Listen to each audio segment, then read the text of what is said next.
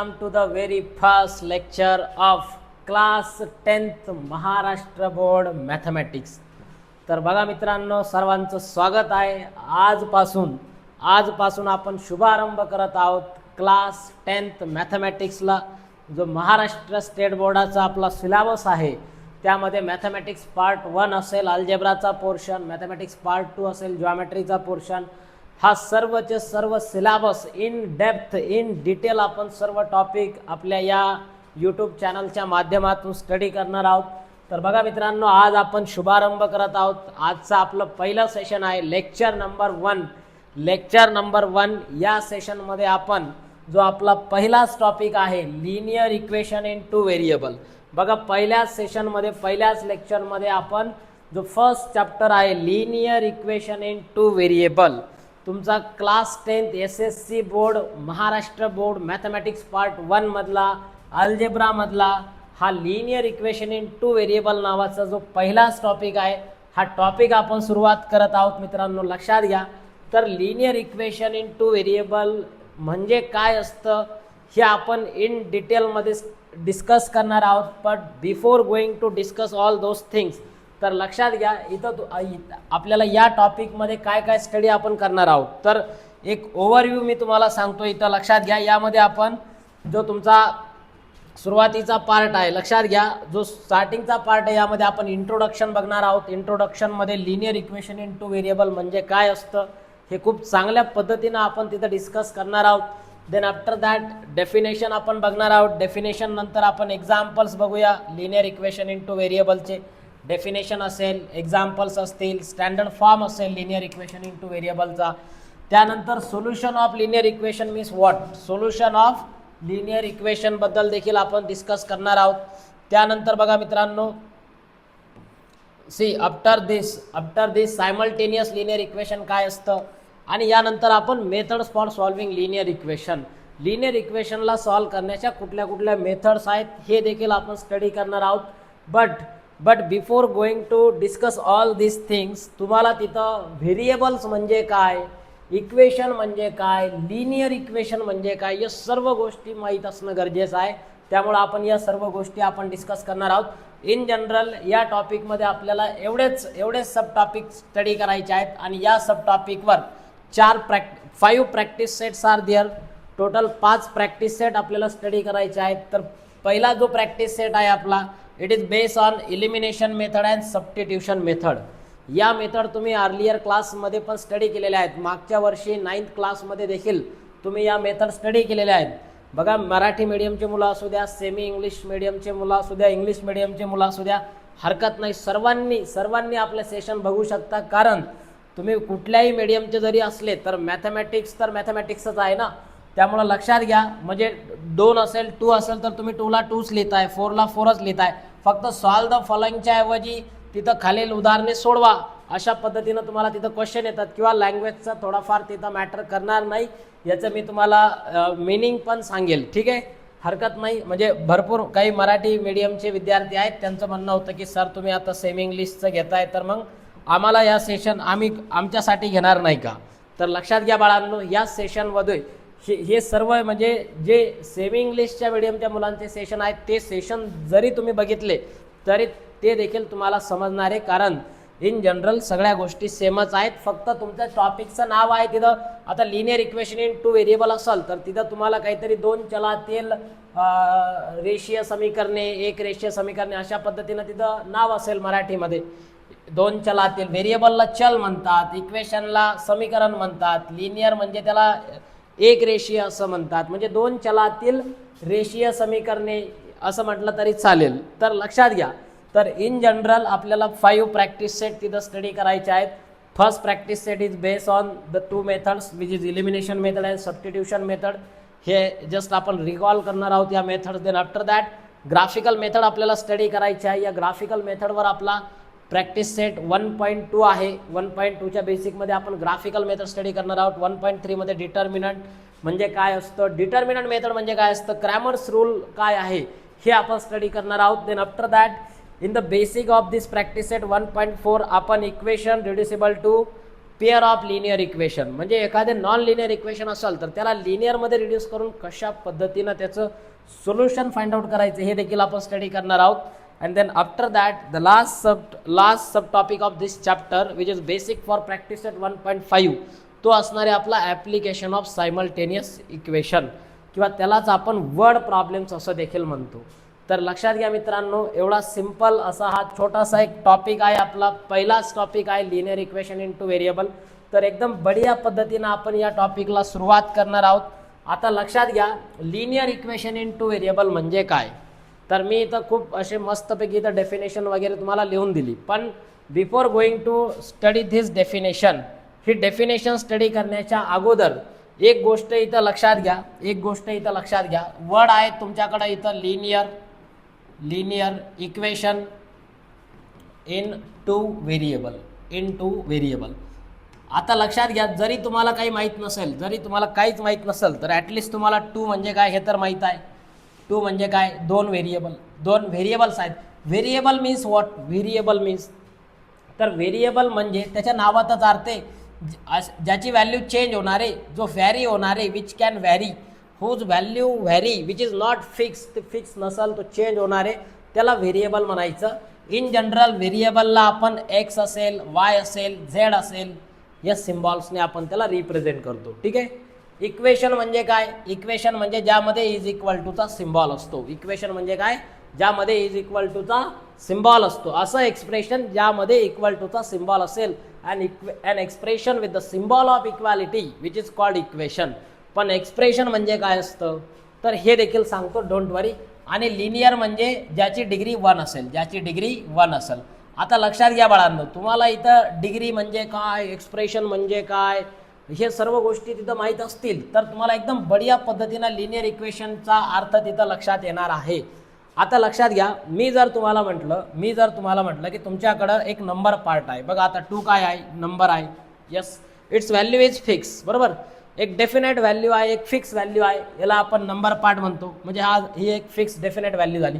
मी याच्यासोबत जर एक्स लिहिला तर एक्स तर कसा आहे, चेंज होणारे, व्हॅरी होणारे, व्हेरिएबल आहे. म्हणजे हा नंबर आहे, हा व्हेरिएबल आहे. लक्षात घ्या, हा काय आहे, दिस इज नंबर पार्ट, हा नंबर पार्ट आहे आणि हा आहे व्हेरिएबल. आणि लक्षात घ्या, या व्हेरिएबल आणि नंबर पार्ट पासून जे तयार होते याला म्हणायचं term. This is called what, term. याला टर्म म्हणायचं. Number and variable it is called term. आता मी जर तुम्हाला म्हटलं की माझ्याकडे सपोज फक्त एक्स आहे, मग याला टर्म म्हणू शकतो का आपण, तर यस. आता लक्षात घ्या, मी तुम्हाला म्हटलं की नंबर पार्ट आणि व्हेरिएबल पार्ट असला पाहिजे, बरोबर. इथं नंबर पार्ट होता 2, व्हेरिएबल होता x, number part, variable part, that's why you have called it as term. त्यामुळे तुम्ही याला टर्म म्हटलं, बरोबर. परंतु आता इथं फक्त व्हेरिएबल आहे तरी पण मी म्हणत आहे की हा टर्म आहे. मग तुम्ही म्हणणार की सर इथं तर तुम्ही म्हटलं की नंबर पार्ट पाहिजे, व्हेरिएबल पार्ट पाहिजे, पण इथं तर फक्त व्हेरिएबलच दिसत आहे. तर लक्षात घे बाळ्या, जेव्हा हा व्हेरिएबल एकटा असेल, याचा कोणीच नसेल, तेव्हा याच्याकडं 1 आहे, याचा कोएफिशियंट 1 आहे. लक्षात घे, 1 एक्सलाच आपण 1x लिहू शकतो की नाही यार, एक्सलाच 1x लिहू शकतो आपण. तुम्ही प्रॉपर्टी ऑफ 1 स्टडी केलेला आहे. Whenever we are going to multiply any number with 1 then answer is that number itself.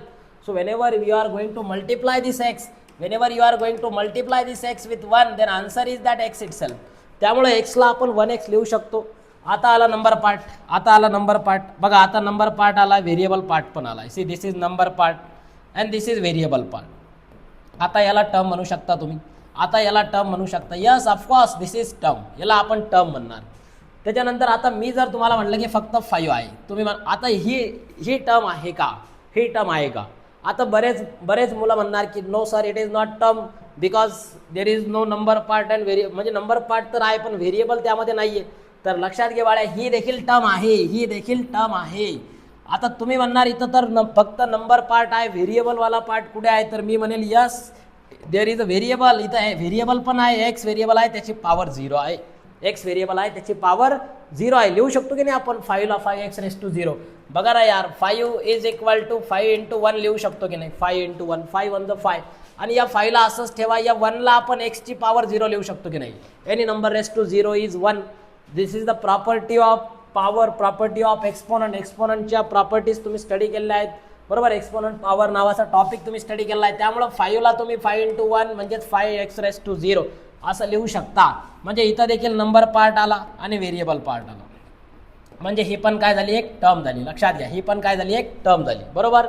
फक्त याला कॉन्स्टंट टर्म म्हटलं जातं. याला 5x⁻0 म्हणजे 5 ला काय म्हणणार तुम्ही, it is called constant term. याला कॉन्स्टंट टर्म असं म्हटलं जातं. लक्षात घ्या. आता बघा बाळांनो, ही एक टर्म आहे, ही एक टर्म आहे, ही पण एक टर्म आहे. बरोबर. फक्त 5 लिहिलं होतं मी, फक्त 5 म्हणजे फक्त 5 ही पण एक टर्म आहे. 1x, x म्हणजेच 1x, ही पण एक टर्म आहे, x पण एक टर्म आहे, 5 पण एक टर्म आहे आणि इथं लिहिलेला मी जो 2x आहे ही पण एक टर्म आहे. बरोबर. This is term, this is term, this is term, because this all contains the number part as well as variable part. In this the number and variable part is we can easily observe. आपण एकदम सहजपणे बघू शकतो number variable आहे. इथं आपण number variable म्हणजे directly जरी दिसत नसला तर इनडायरेक्टली तिथं या एक्सचा कोएफिशियंट 1 आहे, एक्स सोबत 1 आहे आणि इकडं या 5 सोबत एक्सची पॉवर 0 आहे. म्हणजे हे सर्व टर्म आहेत. आता बघा मित्रांनो, मी या टर्मची चेन बनवणार आहे. मी या टर्मची काय बनवणार आहे, चेन. मग बघा, मी जर म्हटलं की माझ्याकडे पहिली टर्म होती 2x, पहिली टर्म काय आहे 2x, एक ही एक टर्म होती सपोज x माझ्याकडं. बरोबर. x नावाची टर्म आहे. त्याच्यानंतर इथं जो आहे इथं 5 ही एक टर्म आहे. बरोबर. ही एक टर्म होती 2x, ही x नावाची एक टर्म आहे, ही 5 एक टर्म आहे. बरोबर. आता या टर्मची जर मी चेन बनवली, प्लस मायनस वाली जर मी चेन बनवली, तर लक्षात घ्या प्लस मायनसची चेन कशी होणार बघा, 2x + x - 5. This is called chain of term. याला काय म्हणायचं, चेन ऑफ टर्म. लक्षात घ्या, याला म्हणणार आपण चेन ऑफ टर्म. आणि या चेन ऑफ टर्मलाच म्हटलं जातं expression. It is called an algebraic expression. Expression म्हणा किंवा याला अल्जेब्रिक एक्सप्रेशन असं म्हणायचं. क्लिअर आहे, क्लिअर आहे सर्वांना. म्हणजे मी तुम्हाला सांगितलं की जर तुमच्याकडं नंबर आणि व्हेरिएबल असेल तर त्याला टर्म म्हणायचं. म्हणजे लक्षात घ्या की टर्म म्हणजे काय, की टर्म म्हणजे ज्यामध्ये नंबर असेल, व्हेरिएबल असेल, त्याला म्हणायचं टर्म. या टर्मची चेन तयार करायची, चेन ऑफ टर्म जर तुम्ही तयार केली, जसं की मी तुम्हाला म्हटलं की फॉर एक्झाम्पल बघा, आता या टर्मचे एक्झाम्पल जे आपण अगोदर लिहिलेले आहेत, सेम तेच एक्झाम्पल आपण घेऊ शकतो किंवा अजून वेगळे पण घेऊ शकता. बघा 2x आहे, ही एक टर्म आहे. सपोज मी तुम्हाला म्हटलं की x² टर्म आहे का, तर yes obviously it is term. ही पण टर्म आहे. बघा नंबर आहे, व्हेरिएबल आहे, इथं व्हेरिएबल आहे पण याच्यासोबतचा नंबर 1 आहे. बरोबर. मी जर तुम्हाला म्हटलं की माझ्याकडे 5 आहे, तर yes this is also term. म्हणजे ही पण टर्म आहे, ही पण टर्म आहे, ही पण टर्म आहे. यस, नंबर व्हेरिएबल पार्ट आहे. दिस ऑल आर द टर्म. आता मी या टर्मची जर चेन बनवली, प्लस मायनस वाली चेन बनवली, तर काय होणार, 2x - x² + 5 प्लस मायनसचे आपण एक चेन बनवली. So this is called chain of term. आणि या चेन ऑफ टर्मलाच म्हणायचं अल्जेब्रिक एक्सप्रेशन. या चेन ऑफ टर्मलाच काय म्हणायचं मित्रांनो, अल्जेब्रिक एक्सप्रेशन असं म्हणायचं. आणि या अल्जेब्रिक एक्सप्रेशनमध्ये लक्षात घ्या, या अल्जेब्रिक एक्सप्रेशनला जर आपण इज इक्वल टूचा सिम्बॉल लिहिला, तर an algebraic expression with the symbol of equality, an algebraic expression असं algebraic expression with symbol of equality, इक्वॅलिटीचा सिम्बॉल त्याच्यामध्ये असला पाहिजे, त्याला म्हणायचं. म्हणजे इन जनरल लक्षात घ्या, इज इक्वल टू समथिंग असला पाहिजे. हे अल्जेब्रिक एक्सप्रेशन आहे. मी जर म्हटलं की 2x - x² + 5 आणि इज इक्वल टू काहीतरी सपोज 0 आहे, म्हणजे इक्वल टूचा सिम्बॉल त्याच्यामध्ये असला पाहिजे. राईट हँड साईडला काहीतरी नंबर्स असला पाहिजे किंवा 0 असला पाहिजे. तर लक्षात घ्या मित्रांनो, याला म्हणायचं equation. This is called an algebraic equation. याला इक्वेशन असं म्हणायचं. लक्षात घ्या मित्रांनो, म्हणजे तुमचं इक्वेशन म्हणजे काय हे क्लिअर आहे सर्वांना. इक्वेशनचे भरपूर सारे टाईप आहेत. आता लक्षात घ्या मित्रांनो, मी तुम्हाला म्हटलं की तुमच्याकडे जर चेन ऑफ टर्म असेल, बघा ही x³ एक टर्म आहे, yes obviously it is term. त्यानंतर परत 2x² आहे, ही पण एक टर्म आहे. परत मी जर इकडं x लिहिला तर ही पण एक टर्म आहे. आणि मी इकडं काहीतरी 7 लिहिला तर ही पण एक टर्म आहे. या टर्मची मी जर चेन बनवली, बघा प्लस मायनस वाली मी चेन बनवतो, प्लस मायनस प्लस. अगोदर सगळ्या टर्म होत्या, आता चेन तयार झाली इथं टर्मची. बरोबर. This is chain of term, this is chain of टर्मची एक चेन झाली प्लस मायनस वाली, याला आपण अल्जेब्रिक एक्सप्रेशन म्हणणार आणि याच अल्जेब्रिक एक्सप्रेशनला मी इज इक्वल टू काहीतरी नंबर लिहिला, झिरोच असलं पाहिजे असं गरजेचं नाही, झिरो असेल किंवा is equal to something constant किंवा हा इथला कॉन्स्टंटच इकडं असेल असं पण असू शकतं in most of the cases. ठीक आहे, त्यामुळं लक्षात घ्या म्हणजे मी जर तुम्हाला म्हटलं की हा जो +7 आहे तो इकडं असू शकतो किंवा इज इक्वल टू 0. ठीक आहे, कुठली तरी कॉन्स्टंट टर्म इज इक्वल टूच्या या राईट हँड साईडला असेल तर याला म्हणणार आपण equation. So this is algebraic equation. Yes, this is algebraic equation. आता मी जर तुम्हाला म्हटलं की माझ्याकडे suppose 2x² - 5x + 2 is equal to 0 आहे, तर हे पण एक अल्जेब्रिक इक्वेशन असणार आहे, त्यानंतर मी जर तुम्हाला म्हटलं की माझ्याकडं x - 7 इज इक्वल टू 5 आहे, 0 असेल किंवा 5 कॉन्स्टंट कुठलाही या, हे पण एक अल्जेब्रिक इक्वेशन आहे, मी जर तुम्हाला म्हटलं माझ्याकडं x⁴ + 4x³ - 3x² + 2x - x अशा पद्धतीनं is equal to something number अशा पद्धतीने, तर हे पण एक अल्जेब्रिक इक्वेशन आहे. हे सर्व अल्जेब्रिक इक्वेशन आहेत. लक्षात घ्या मित्रांनो की अल्जेब्रिक इक्वेशन म्हणजे असं एक्सप्रेशन ज्यामध्ये इज इक्वल टूचा सिम्बॉल असला पाहिजे. आता याच्यामधला डिफरन्स लक्षात घ्या, यामध्ये व्हेरिएबलची हायेस्ट पॉवर किती आहे बरं, व्हेरिएबलची हायेस्ट पॉवर. आता व्हेरिएबल बघा, हा व्हेरिएबल आहे, याच्या डोक्यावर काहीच नाही म्हणजे याची पॉवर 1 आहे, इथं व्हेरिएबल आहे याची पॉवर 2 आहे, इथल्या व्हेरिएबलची, इथल्या व्हेरिएबलची पॉवर 1 आहे, इथं व्हेरिएबलची पॉवर 2 आहे, इथं व्हेरिएबलची पॉवर 3 आहे. म्हणजे highest power of the variable, highest power किती आहे इथं व्हेरिएबलची, इट इज 3 आहे, इथं 3 आहे. यालाच म्हणायचं डिग्री ऑफ द इक्वेशन. यालाच काय म्हणायचं, डिग्री ऑफ द इक्वेशन. म्हणजे या इक्वेशनची डिग्री किती आहे, 3 आहे. या इक्वेशनची डिग्री किती आहे, तर या इक्वेशनची जी डिग्री आहे ती 3 आहे. लक्षात घ्या, इथं व्हेरिएबलची हायेस्ट पॉवर किती आहे बरं, हा इथं देखील व्हेरिएबल आहे, इथं देखील व्हेरिएबल आहे. इथल्या व्हेरिएबलची पॉवर किती आहे बरं, इथं व्हेरिएबलची पॉवर 0 आहे, इथं 1 होती, इथं 2 होती, इथं 3 होती, इथं 0 होती. कारण 7 म्हणजे 7x⁻0 लिहू शकतो की नाही आपण, कॉन्स्टंट टर्म आत्ताच सांगितलं होतं मी तुम्हाला. आता लक्षात घ्या, मी जर तुम्हाला म्हटलं की इथं व्हेरिएबलची पॉवर किती आहे, 0 आहे, इथं व्हेरिएबलची पॉवर किती आहे, काहीच नाही म्हणजे 1 आहे, इथं व्हेरिएबलची पॉवर किती आहे, म्हणजे हायेस्ट पॉवर व्हेरिएबलची किती झाली, highest power of the variable is 2. म्हणजे degree of this equation is 2. म्हणजे या इक्वेशनची डिग्री किती आहे, 2 आहे. लक्षात घ्या, या इक्वेशनची डिग्री किती आहे, 2. त्यानंतर मी जर तुम्हाला म्हटलं की x - 7 इज इक्वल टू 5 आहे. आता इथं व्हेरिएबलची पॉवर किती आहे, 0, इथं व्हेरिएबलची पॉवर काहीच नाही म्हणजे 1 आहे, बरोबर. म्हणजे इथली हायेस्ट पॉवर म्हणजे इथली डिग्री किती झाली, या इक्वेशनची डिग्री झाली, इथली डिग्री झाली 1, हायेस्ट पॉवर इज 1. इथं जर तुम्ही बघितलं तर इथलं व्हेरिएबलची पॉवर 4 आहे, इथं व्हेरिएबलची पॉवर 3 आहे, इथं व्हेरिएबलची पॉवर 2 आहे, इथं व्हेरिएबलची पॉवर 1 आहे, इथं पण 1 आहे. हे कसं काय झालं बरं, ठीक आहे, हरकत नाही. हे याला डायरेक्ट 2x - x ला तुम्ही x पण लिहू शकता, ठीक आहे, तर हरकत नाही. इथं व्हेरिएबलची पॉवर 0 आहे, ठीक आहे. इथं हायेस्ट पॉवर किती झाली मग व्हेरिएबलची, 4 आहे. म्हणजे इथली डिग्री किती आहे, इथली डिग्री देखील 4 आहे. तर या डिग्रीच्या अकॉर्डिंग या इक्वेशनला काही वेगवेगळे नाव दिले गेलेत. या डिग्रीच्या अकॉर्डिंग इक्वेशनला वेगवेगळे नाव दिले गेले. जसं मी जर तुम्हाला म्हटलं की एखाद्या इक्वेशनमध्ये, एखाद्या अल्जेब्रिक इक्वेशनची जर डिग्री 1 असेल ना, जर डिग्री 1 असेल तर त्याला म्हणायचं लिनियर इक्वेशन. त्या इक्वेशनला काय म्हणायचं, लिनियर इक्वेशन. जो आपला चॅप्टर आहे लिनियर इक्वेशन, आता थोडंसं लक्षात येत आहे सर्वांना की असं इक्वेशन ज्यामध्ये व्हेरिएबलची पॉवर, हायेस्ट पॉवर व्हेरिएबलची डिग्री ही 1 असली पाहिजे, अशा इक्वेशनला म्हणायचं लिनियर इक्वेशन. इथं व्हेरिएबलची डिग्री 2 आहे, इक्वेशनची डिग्री 2 आहे, व्हेरिएबलची हायेस्ट पॉवर म्हणजेच degree of the equation is 2. याला म्हणायचं क्वाड्रॅटिक इक्वेशन, हा आपला सेकंड चॅप्टर आहे मित्रांनो. This is our first chapter, this one is second chapter. An equation whose degree is 2, ज्याची डिग्री 2 असेल त्याला क्वाड्रॅटिक म्हणायचं, ज्याची डिग्री 1 असेल त्याला लिनियर म्हणायचं, ज्याची डिग्री 3 असेल त्याला क्यूबिक इक्वेशन म्हणायचं, ज्याची डिग्री 4 असेल, त्याला क्वार्टिक इक्वेशन म्हणतात, क्वार्टिक म्हणा, किंवा यालाच बाय क्वाड्रॅटिक असं देखील म्हणतात, बाय क्वाड्रॅटिक.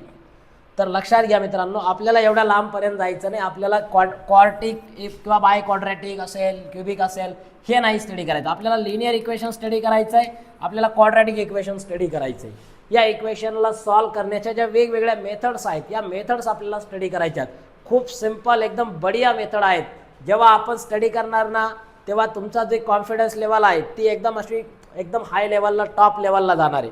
की तुम्ही म्हणणार अरे यार हे तर एकदम चिल्लर आहे, येतो एकदम चिल्लर आहे. आता लक्षात घ्या, इन जनरल तुम्हाला इक्वेशन म्हणजे काय समजलंय, इक्वेशन म्हणजे तुम्हाला काय ते समजलंय. आता बघा मी इथं लिहिलंय लिनियर इक्वेशन इन 2 व्हेरिएबल.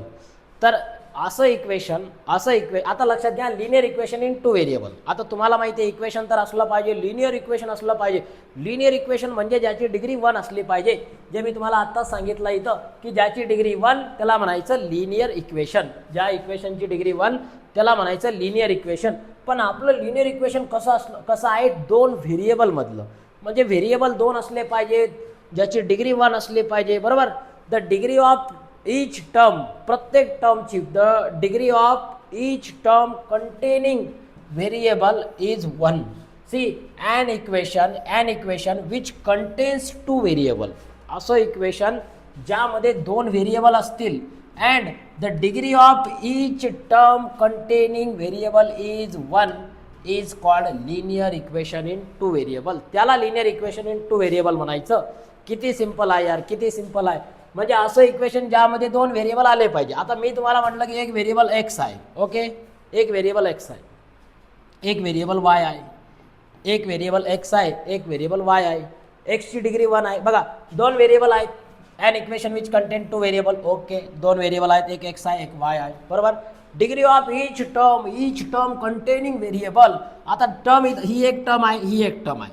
या टर्मची डिग्री किती आहे, या टर्म मधल्या व्हेरिएबलची डिग्री किती आहे, 1 आहे. डिग्री म्हणजे त्या व्हेरिएबलची पॉवर, त्या टर्म मधल्या व्हेरिएबलची हायेस्ट पॉवर. इथं 1 आहे, इथं देखील 1 आहे, ओके आहे, बरोबर. आणि आता हे तर याला इक्वेशन करायचं असेल तर इज इक्वल टू समथिंग लिहावं लागेल. इज इक्वल टू काहीतरी नंबर असेल किंवा इज इक्वल टू 0 असेल. म्हणजे मी जर तुम्हाला म्हटलं की x plus y is equal to 0, अशा पद्धतीनं एखादं इक्वेशन असेल तर yes, this is called linear equation in 2 variable. याला म्हणायचं लिनियर इक्वेशन इन 2 व्हेरिएबल. सर्वात महत्त्वाची गोष्ट म्हणजे ज्यामध्ये 2 व्हेरिएबल असले पाहिजेत. एक्स आणि वायच असले पाहिजे असं गरजेचं नाही. मी तुम्हाला असं पण लिहू शकतो की p plus q is equal to 5. So this is also linear equation in 2 variable. बघा हे पण लिनियर इक्वेशन इन 2 व्हेरिएबल आहे, कारण याच्यामध्ये 2 व्हेरिएबल आहेत. दोन्ही व्हेरिएबलची जी डिग्री आहे ती 1 आहे. म्हणजे दोन्ही व्हेरिएबलची highest power, the degree of each term containing the variable. या टर्ममध्ये जे व्हेरिएबल आहे याची डिग्री 1 आहे, या टर्ममध्ये जे व्हेरिएबल आहे याची डिग्री 1 आहे. 2 व्हेरिएबल आहेत, दोन्ही व्हेरिएबलची डिग्री हायेस्ट पॉवर ही 1 असेल तर याला म्हणायचं linear equation in 2 variable. This is called what, linear equation in 2 variable. आता लक्षात घ्या मित्रांनो, असे भरपूर सारे एक्झाम्पल आपण सांगू शकतो. जसं मी तुम्हाला म्हटलं की x plus y is equal to 2 असेल किंवा p plus q is equal to 5 असेल. तुम्ही म्हणणार फक्त प्लसच असतं का, तर असं गरजेचं नाही बाळांनो. इथं मायनस पण असू शकतं. म्हणजे m minus n is equal to 7 पण असू शकतो, बरोबर की नाही. किंवा p/3 plus q/4 is equal to 7 पण असू शकतो. बघा ना यार, इथं व्हेरिएबलची पॉवर 1 आहे, डिग्री 1 आहे, इथली डिग्री 1 आहे, ओके. 2 व्हेरिएबल आहेत, डिग्री 1 आहे, इज इक्वल टूचा सिम्बॉल आहे लिनियर इक्वेशन इन 2 व्हेरिएबल. इथं व्हेरिएबलची पॉवर 1 आहे, इथं पण व्हेरिएबलची पॉवर 1 आहे. म्हणजे इथं पण 2 व्हेरिएबल आहेत, दोन्ही व्हेरिएबलची डिग्री 1 आहे, इज इक्वल टूचा सिम्बॉल आहे लिनियर इक्वेशन इन 2 व्हेरिएबल. इथं देखील 2 व्हेरिएबल आहेत, दोन्ही व्हेरिएबलची जी पॉवर आहे, हायेस्ट पॉवर आहे, डिग्री आहे 1 आहे. So this is also linear equation in 2 variable. इथं देखील व्हेरिएबलची पॉवर 1 आहे, इथं देखील व्हेरिएबलची पॉवर 1 आहे. सो अगेन दिस इज, ह्याच्या डिनॉमिनेटरमध्ये कोणता नंबर आहे, किती नंबर आहे हे मॅटर करत नाही. फक्त जे व्हेरिएबल आहेत ना याची पॉवर 1 असली पाहिजे. व्हेरिएबल जर डिनॉमिनेटरमध्ये असेल तर म्हणजे हे असतं 1/p प्लस 3/q. आता याला म्हणू शकतो का आपण, याला नाही म्हणू शकत आपण, कारण डिनॉमिनेटरमध्ये व्हेरिएबल आहे ना. डिनॉमिनेटरमध्ये पॉवर 1 आहे, न्यूमिनेटरमध्ये आल्यावर त्याची पॉवर काय होणार आहे, p⁻⁻1 होईल. हा डिनॉमिनेटरमध्ये q⁻1 आहे, वरती आल्यावर काय होईल q⁻1 इज इक्वल टू 7. हा 3 आहे.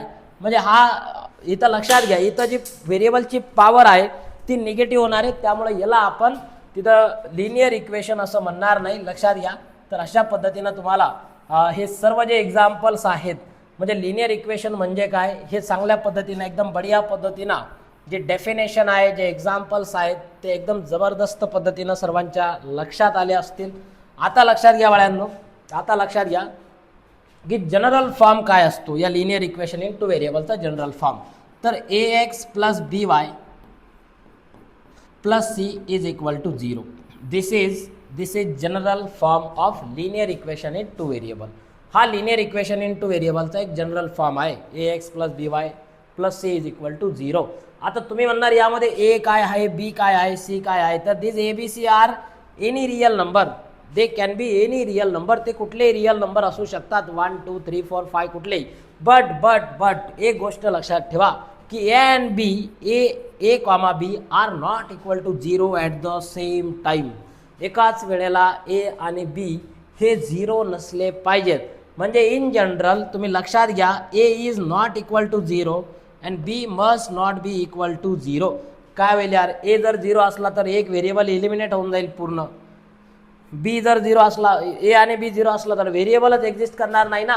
जर ए ची व्हॅल्यू बघा, ए ची व्हॅल्यू जर इथं 0 असेल तर काय होईल, हा पूर्ण 0 होईल.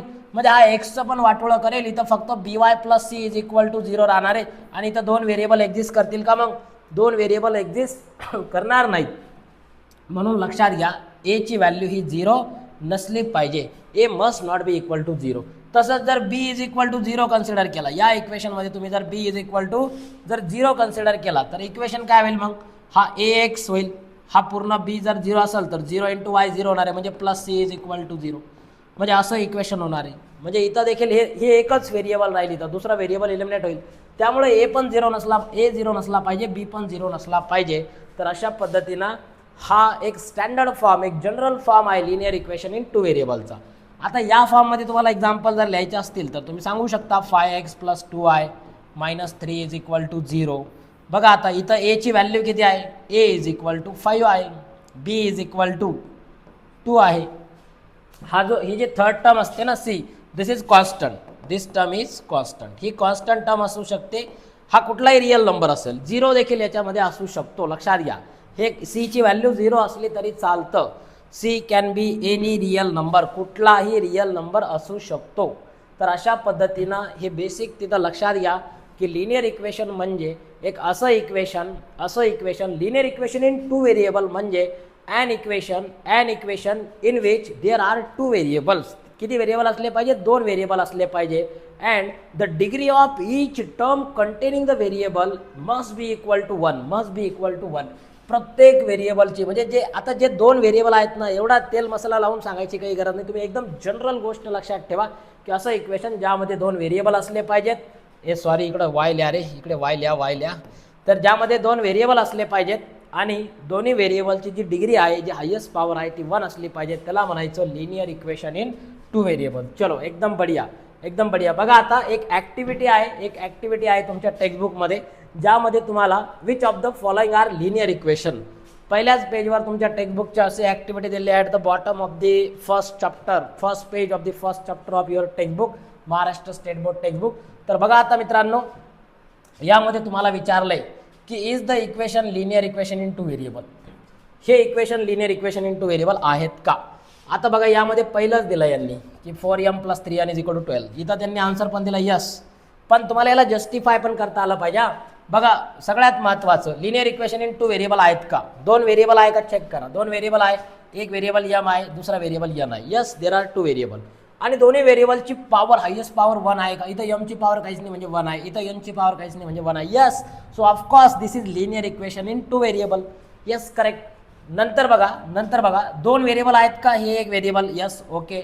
इथं पण एक व्हेरिएबल आहे, ओके. इथं व्हेरिएबलची पॉवर 2 आहे. अरे लिनियर इक्वेशन नाहीये, हे लिनियर इक्वेशन नाहीये. No, this is not linear equation. हे लिनियर इक्वेशनच नाहीये, कारण इथं व्हेरिएबलची पॉवर दोन्ही ठिकाणचे व्हेरिएबलची पॉवर ही 1 असली पाहिजे, हायेस्ट पॉवर 1 असली पाहिजे, डिग्री 1 असली पाहिजे. पण इथं तर पॉवर 2 आहे व्हेरिएबलची, म्हणून हे लिनियर इक्वेशन नाहीये. पुढे जायची गरजच नाही. वायची पॉवर 1 असून भानगडीत काही गरजच नाही. दोन्हीचे दोन्ही असलं पाहिजे यार. इथं पहिलाच समजायला की लिनियर इक्वेशन नाहीये, कशाला पुढे जात आहे. So don't go ahead. आता लक्षात घ्या, हा √2x आहे. बघा रूट फक्त 2 ला आहे, एक्सला रूट नाहीये. इथं देखील वायला रूट नाहीये, फक्त 5 ला रूट आहे. बघा 2 व्हेरिएबल आहेत, एक एक्स व्हेरिएबल आहे, एक वाय व्हेरिएबल आहे. याच्या डोक्यावर काहीच नाही, म्हणजे 1 आहे, पॉवर 1 आहे, कंडिशन सॅटिस्फाईड. इथं देखील व्हेरिएबलची पॉवर 1 आहे, again condition satisfied. So there are 2 variables in this equation, there are 2 variables and both the variable has its degree 1, आणि दोन्ही व्हेरिएबलची डिग्री 1 आहे.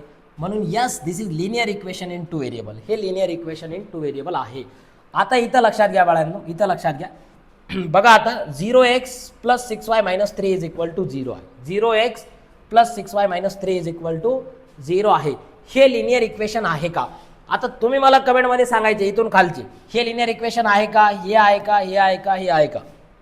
हे सर्व आन्सर तुम्ही मला कमेंट सेक्शनमध्ये सांगायचे की जो 4th, 5th, 6th आणि 7th हे लिनियर इक्वेशन इन 2 व्हेरिएबल आहेत का नाही. ठीक आहे, ठीक आहे, ओके. आता लक्षात घ्या की ही ॲक्टिव्हिटी केल्यानंतर सायमल्टेनियस लिनियर इक्वेशन म्हणजे काय असतं. सायमल्टेनियस लिनियर इक्वेशन म्हणजे काय असतं बघा. आता सायमल्टेनियस लिनियर इक्वेशन म्हणजे काय, solution of linear equation, solution of linear equation in 2 variable. Simultaneous equation आपण पुढे बघूया. तर solution of linear equation in 2 variable म्हणजे काय. तर लक्षात घ्या, मी जर तुम्हाला म्हटलं की माझ्याकडं x + y = 5 असं एक इक्वेशन आहे. ठीक आहे, हे आपण नंतर बघू. Find the 2 number whose sum is 14, किंवा ठीक आहे हेच घ्यायचं तर हेच घेऊ. 2 असे नंबर सांगायचे की ज्याची सम 14 आली पाहिजे. मग आपल्याला ते नंबर माहिती नाही आहेत. सपोज एक नंबर x आहे, एक नंबर y आहे, आणि दोघांची सम किती आली पाहिजे, 14 आली पाहिजे. दोघांची सम 14 आली पाहिजे. बघा, म्हणजे मी जर तुम्हाला म्हटलं की माझ्याकडं x y आणि इकडं आला पाहिजे x + y = 14, x + y = 14. आता असे कोणते 2 नंबर आहेत की ज्याची सम 14 असणार आहे. तर भरपूर नंबर तुम्ही सांगू शकता यार, x ची व्हॅल्यू जर 1 घेतली तर y 13 घ्यावा लागेल, तरच 1 + 13 14 होईल की नाही. बघा, कंडिशन सॅटिस्फाय होते की नाही. मी जर म्हटलं x = 2 तर y तुम्हाला 12 घ्यावा लागेल, म्हणजे 2 + 12 हा 14 येईल. मी जर म्हटलं x = 3 घेतली तर हा 11 घ्यावा लागेल, म्हणजे 3 + 11 हा 14 होईल. मी जर म्हटलं की x ची व्हॅल्यू माझ्याकडं 8 आहे, 8, तर y किती घ्यावा लागेल बरं. 8 + 6 14 होतात, 8 + 6 14 होतात, म्हणजे x = 8 घेतला तर y = 6 घ्यावा लागेल. मी जर म्हटलं x ची व्हॅल्यू मी जर 9 घेतली तर y किती घ्यावा लागेल, y किती घ्यावा लागेल, 5 घ्यावा लागेल, 5, बिकॉज 9 + 5 14 होतात, 9 + 5 = 14. म्हणजे लक्षात घ्या, मी इथं जे या ज्या व्हॅल्यू लिहिल्यात ना, जसं मी तुम्हाला म्हटलं की माझ्याकडं x + y = 14 आहे, म्हणजे याचं मला सोल्युशन काढायचं, या इक्वेशनचं मला सोल्युशन काढायचं आहे. Solution of linear equation in 2 variable means the values of the variables in that equation, the values of the variables in that equation which satisfies the given condition, given condition काय आहे, त्या दोघांची सम 14 आली पाहिजे. मग असे कोणते कोणते नंबर आहेत, तर आपण बघितलं 1 + 13 ने 14 होतो, त्याच्यानंतर 2 + 12 ने 14 होतो, 3 + 11 ने 14 होतो. आता इथं आपण बघितलं 3 + 11. त्याच्यानंतर 4 जर आपण घेतला तर 4 + 10 ने 14 होणार आहे. जर आपण 5 घेतला तर 5 + 9 ने 14 होणार आहे. जर आपण 6 घेतला तर 6 + 8 ने 14 होणार आहे. 7 जर घेतला तर 7 + 7 होईल. 8 जर घेतला तर 8 + 6 होईल.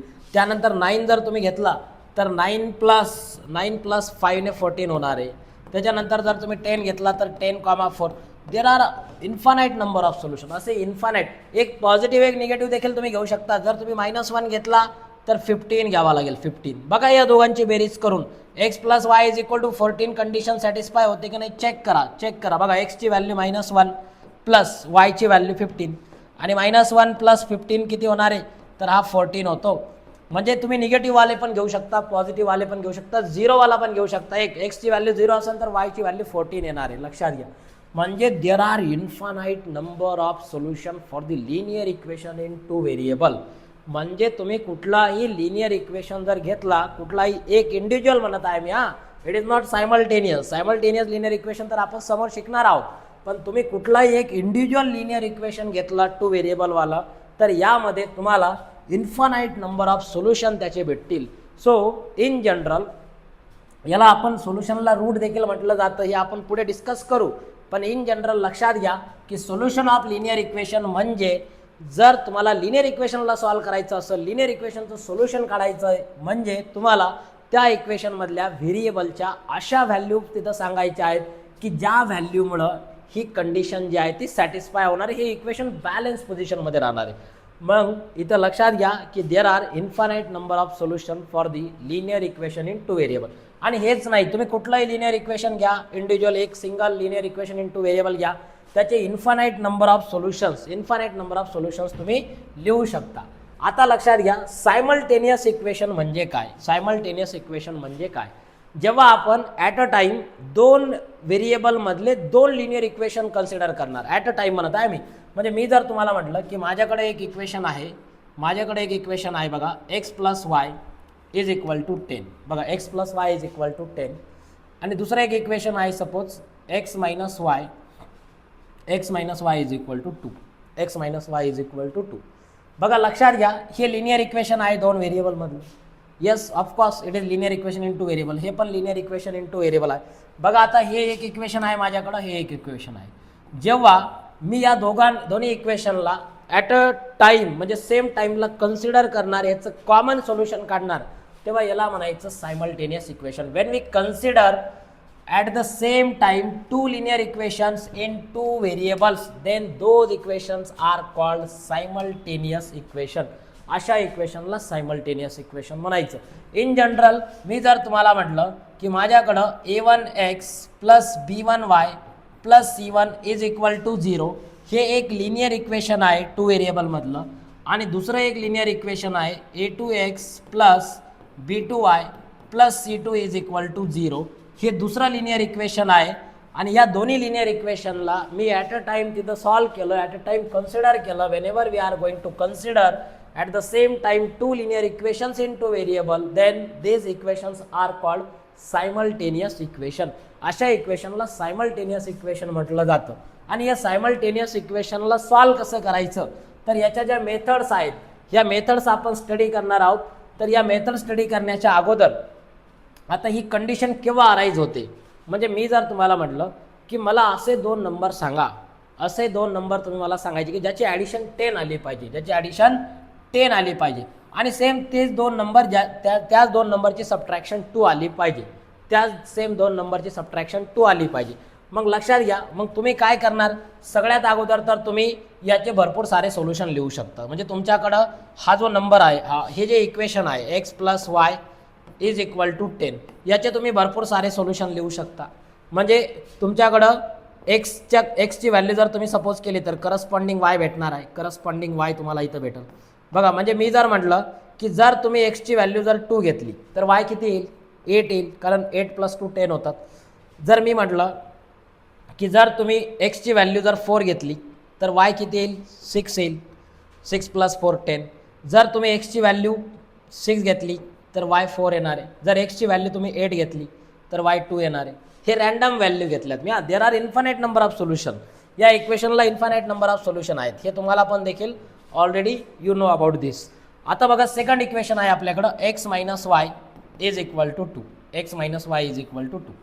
आता मी जर तुम्हाला म्हटलं की इथं आपण एक्सच्या व्हॅल्यू सपोज केल्या आणि त्याच्या करस्पॉन्डिंग वायच्या value in order to satisfy this equation जर आपण जर तिथं गेस केल्या तर कशा पद्धतीनं तुम्हाला भेटणार आहेत. बघा आता मी जर तुम्हाला म्हटलं की एक्सची व्हॅल्यू आपण जर 8 घेतली तर वायची व्हॅल्यू 6 घ्यावं लागेल, बिकॉज 8 मायनस 6 2 होईल, बरोबर. मी जर एक्सची व्हॅल्यू 6 घेतली तर वाय 4 येईल, 6 मायनस 4 इज 2. जर आपण एक्सची व्हॅल्यू 4 घेतली तर इथं वायची व्हॅल्यू 2 घ्यावा लागेल, बिकॉज 4 मायनस 2 इज 2. जर मी एक्सची व्हॅल्यू 2 घेतली तर वायची व्हॅल्यू 0 घ्यावा लागेल, बरोबर, बिकॉज 2 मायनस 0 इज 2. आता लक्षात घ्या इथं तुम्हाला कॉमन सोल्युशन जे आहे ते फाइंड आउट करायचे. कॉमन सोल्युशन, कॉमन म्हणजे सेम. आता लक्षात घ्या इथलं सोल्युशन 2,8 आहे, इथं 8,6 आहे, दोन्ही सेम आहे का नाही. सेम सोल्युशन कोणतं आहे, दोघांमध्ये जर तुम्ही सेम सोल्युशन जर बघितलं तर बघा इथं 6,4 आहे, आणि इथं देखील 6 आणि 4 आहे. एक्सची व्हॅल्यू 6 आहे, बघा इथं एक्सची व्हॅल्यू 6 आणि वायची व्हॅल्यू 4. एक्सची value x is equal to 6, y is equal to 4. इथं देखील x is equal to 6, y is equal to 4. याला म्हणायचं कॉमन सोल्युशन, याला म्हणायचं common solution for both this equation. या दोन्ही इक्वेशनला हे कॉमन सोल्युशन आहे. तर याच्या देखील कंडिशन असतात, परंतु या कंडिशन CBSEच्या सिलेबसमध्ये आहेत, आपल्या सिलेबसमध्ये नाही आहेत. की तुमच्याकडं simultaneous pair of linear equation म्हणतात त्याला. जर पेअर ऑफ लिनियर इक्वेशन असेल, पेअर म्हणजे काय, त्याची जोडी. पेअर म्हणजे दोन इक्वेशनची मिळून जर तुम्ही असं दोन व्हेरिएबलमधले दोन equation at a time consider केले तर त्याला पेअर म्हणतात. Pair of linear equation in two variable. आणि याच्या सोल्युशनच्या मग कंडिशन आहेत की पेअर ऑफ लिनियर इक्वेशनला युनिक सोल्युशन आहे का, इन्फानाइट नंबर ऑफ सोल्युशन आहे का, नो सोल्युशन आहे. या कंडिशन आपल्या सिलेबसमध्ये नाही आहेत. आपण खूप एकदम सिंपल बढिया पद्धतीनं ज्या मेथड्स आहेत या मेथड आपण स्टडी करणार आहोत. तर लक्षात घ्या बाळांनो, हा एक जनरल बेसिक इंट्रोडक्टरी पार्ट झाला लिनियर इक्वेशन इन टू व्हेरिएबलचा. नेक्स्ट सेशनमध्ये आपण ज्या मेथड्स आहेत for solving linear equation in two variable या आपण स्टडी करणार आहोत. तर सर्वांनी आपले जे लेक्चर्स आहेत ते अपलोड होत राहतील याच आपल्या सेम चॅनलवर. तुमचे जे मित्र आहेत त्या मित्रांसोबत तुम्ही आपलं चॅनल शेअर करा. मराठी मीडियमचे असो, इंग्लिश मीडियमचे असो, सेमी इंग्लिश मीडियमचे असो, सर्व विद्यार्थ्यांपर्यंत, महाराष्ट्रातील सर्व विद्यार्थ्यांसाठी आपण फ्री ऑफ कॉस्ट आपल्या या यूट्यूब चॅनलच्या माध्यमातून जे सेशन आहेत, म्हणजे फ्री आहे म्हणजे असं स्वस्त म्हणजे फ्री आहे म्हणजे एकदम काही पण असं शिकवलं जाणार नाही. एकदम दर्जा म्हणजे काय असतं माहिती की नाही सगळ्यांना. तर एकदम दर्जेदार पद्धतीनं फ्री ऑफ कॉस्ट मोफत आपण सर्व विद्यार्थ्यांसाठी सेशन अपलोड करणार आहोत. तुम्हाला कुठला कोर्स परचेस करायची गरज नाही. ऑफलाईन सेंटरला तुम्हाला तिथं कोचिंग लावायची गरज नाही. सर्व तुम्हाला तुमच्या म्हणजे घरी बसल्या बसल्या तुम्ही हे सेशन बघू शकता. जर तुम्ही बघा, लक्षात घ्या, तुम्ही सर्व विद्यार्थ्यांना तिथं शेअर करा. जर सर्वांना तिथं सर्वांची जर ट्युनिंग तिथं मॅच झाली तर सर्वांनी तिथं लेक्चर रेग्युलर बघा. म्हणजे तुम्हाला रेग्युलर बघितल्यामुळं तुमची तिथं लिंक लागेल, तुम्हाला तिथं भरपूर गोष्टी तिथं भेटतील. आपण एक व्हॉट्सअप ग्रुप देखील तिथं क्रिएट केलेला आहे. त्या व्हॉट्सअप ग्रुपवर देखील तुम्ही जॉईन करा. तुमचे जे डाऊट्स असतील ते देखील आपण घेण्याचा प्रयत्न करू. ऑनलाईन जरी आपले सेशन असले तरी आपण तुम्हाला तिथं तुमचं जे इंटरॅक्शन आहे त्यासाठी तुम्ही ग्रुप तर जॉईन कराच. व्हॉट्सअप ग्रुप जॉईन करा. ज्यांची इच्छा आहे त्यांनी नक्की म्हणजे जॉईन करायलाच पाहिजे. तिथं देखील आपण तुमचे जे डाऊट्स आहेत, जे क्वेरीज आहेत त्या तुम्ही मला शेअर करा. त्याच्यावर देखील आपण सेशन घेऊ. लाईव्ह सेशन देखील आपण पुढच्या काळात घेऊ. म्हणजे 8 दिवसाला 15 दिवसाला एखादं लाईव्ह सेशन, एखादं डाऊट सेशन देखील आपण आपल्या या चॅनलच्या माध्यमातून सर्वांसाठी तिथं घेऊ शकतो. तर सर्वांपर्यंत हे चॅनल तुम्ही पोचवा आणि रेग्युलर तिथं बघा. तुम्हाला ज्या पद्धतीनं पाहिजे त्या पद्धतीनं आपण जो पूर्ण कंटेंट आहे तो एकदम बेस्ट क्वालिटी कंटेंट आपण या चॅनलच्या माध्यमातून तुम्हाला प्रोव्हाइड करणार आहोत. तर ठीक आहे, इथंच थांबू आपण. सर्वांनी आपल्या या चॅनलला लाईक करा, सबस्क्राईब करा, शेअर करा. सर्व विद्यार्थ्यांपर्यंत शेअर करा जे महाराष्ट्र स्टेट बोर्डच्या 10वीची तयारी करत आहेत, 2027च्या एक्झामची तयारी करत आहेत, अशा सर्व विद्यार्थ्यांपर्यंत शेअर करा. मॅथ्स पार्ट 1 असेल, पार्ट 2 असेल आणि आपला मॅथ्सचा पोर्शन कव्हर झाला तर सायन्सचे लेक्चर देखील आपण घेऊन येऊ. जर तुमचा रिस्पॉन्स जर चांगला राहिला तर इंग्लिशचे देखील एकदम बेस्ट क्वालिटी कंटेंट आपल्या या चॅनलच्या माध्यमातून आपण तुम्हाला तिथं उपलब्ध करून देऊ. ठीक आहे, चला थांबूया इथंच. ओके, चलो बाय.